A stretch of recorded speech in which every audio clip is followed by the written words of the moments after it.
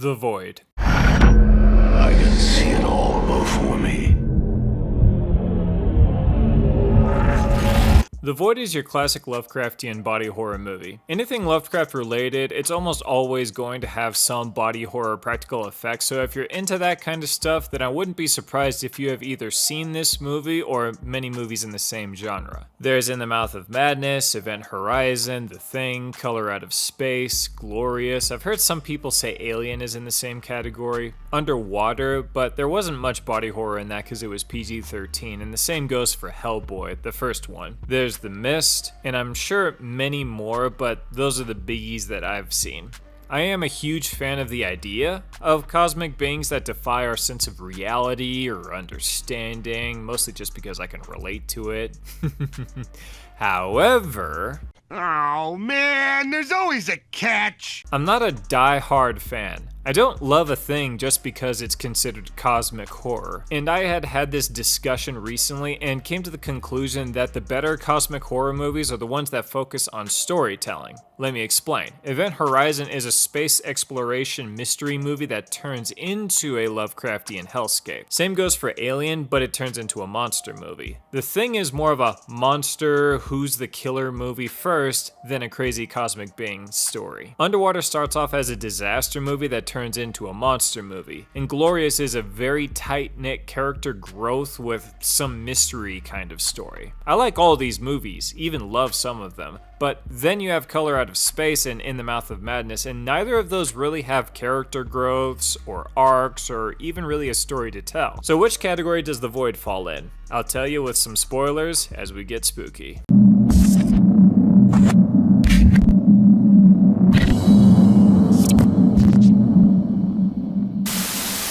The movie starts off with a woman running out of a house and someone is firing a rifle at her. They wing her and then gas her body and set it on fire. That escalated quickly. Good strong start. They say, quote, "He won't get far."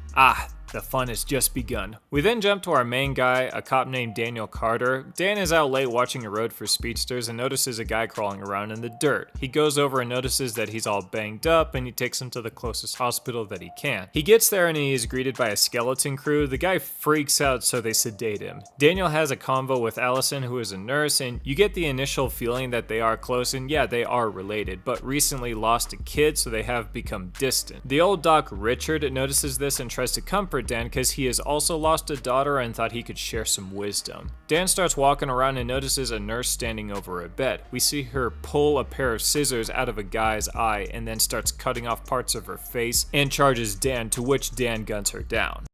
Yes! Yes! Oh, yeah! Okay, we're like 13 minutes in and they treat us with this? Awesome. Dan passes out and sees some strange cosmic images and wakes up to everyone attending to him saying that he had some kind of seizure. A trooper is on the way because the guy that he brought in apparently has a serious history. The trooper gets there and asks what happened, asks Dan for his firearm, then gives him some shit like, "I wonder what your father would think of this situation." Dude, fuck off. What was he supposed to do? Dan tries to call in the incident, but all of the phones are down in the hospital, so he goes outside and radios the station. "Kill confirmed."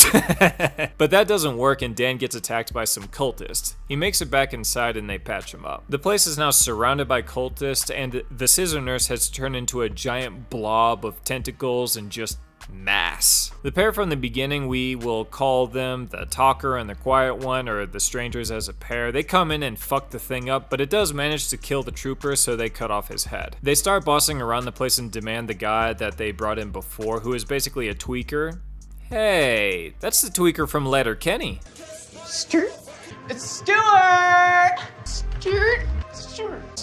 The tweaker gets a knife and holds a nurse hostage and knifes Dr. Richard. They get him separated from the nurse and handcuff him to a pole. Everyone in the hospital is desperate and the cop with the strangers go for his shotgun in his car outside. They are able to get it, but on their way back, Allison went to get supplies, so Dan goes to look for her with the duo and the tweaker. While the rest stay upstairs, we got a newbie nurse, a pregnant woman, and her grandpa. The search party goes downstairs because Dan got a suspicious call from Dr. Richard? So they go downstairs and they're describing it to the newbie nurse to kind of like walk them through with a walkie-talkie, but everything they're describing doesn't make sense to her, like she's unfamiliar with it. We get a brief scene of Allison and Dr. Richard and he is cutting his face off.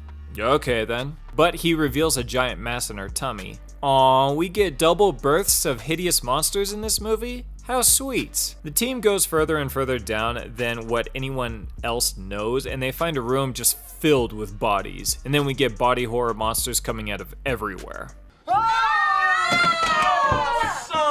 The tweaker gets killed and Dan gets separated from the strangers. Upstairs, the newbie nurse tries to get ready to C-section the baby, but she freaks out because she doesn't know what she's doing, and the grandpa begs her to just buckle down and get it done. But then he immediately gets his throat slit by the pregnant girl. So newbie nurse books it. Dan is able to locate his wife and everything seems fine, but Dr. Richard reveals the truth, and Dan's wife is more tentacles than human, so he gives her a very depressing mercy kill. We get to the main room where the real cult shit is about to happen, and Dr. Richard reveals his true form, and he's pretty much like Vecna from Stranger Things. Tell her everything.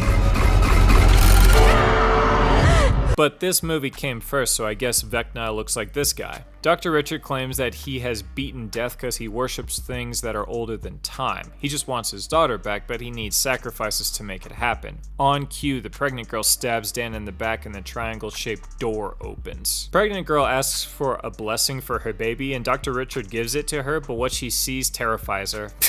Too late for that. Bitch! Pregnant girl gives birth to a massive four-legged creature, and it storms off and attacks the strangers. The talker is able to shoot it, but he gets all tentacled by her, and so he doses himself in alcohol and asks the Quiet One to burn them both, which he does. The Quiet One tries to find a way out, but is chased by the monster who survived her burning. Meanwhile, Dr. Richard is convincing Dan to join him, and Dan pushes them both through the triangle portal, and it seals behind them. The downstairs is collapsing. The Quiet One gets through the collapsing walls at the last second, but the big monster gets crushed by them. The Quiet One turns around and realizes that everything behind him is gone, and he's back to the normal basement floor of the hospital. He finds the newbie nurse who did not get got by the cultists. Good for her. The movie closes with Allison and Dan in awe of their surroundings on some kind of plane of existence. Both are totally fine, but they're looking at a giant floating triangle. Okay, cue the clip. The evil council are aliens.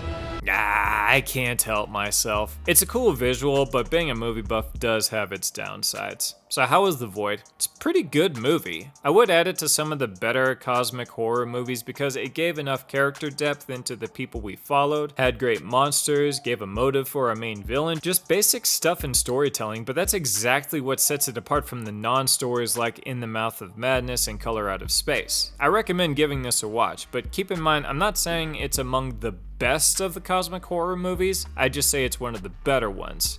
Tomorrow we're talking about and watching The Hidden Face. Es la obra maestra de mi marido. Es su más oscuro secreto.